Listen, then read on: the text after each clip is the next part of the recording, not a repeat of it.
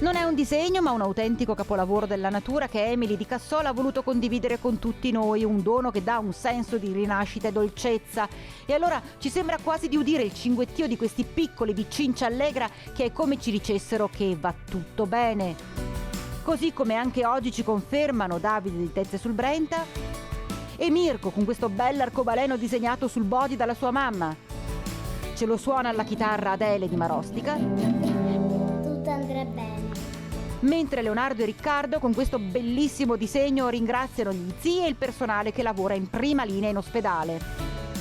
Grazie a medici e infermieri arriva anche dalla piccola Sveva. Prima di concludere vi ricordiamo di continuare a mandarci i vostri lavori e lasciamo adesso la parola a due splendide motocicliste, Giulia ed Emma di Campolongo sul Brenta. Dell'asilo di Campolongo sul Brenta. Ciao! Ciao a tutti i bambini e le maestre della classe seconda elementare di Campese. Ciao! Andrà tutto bene.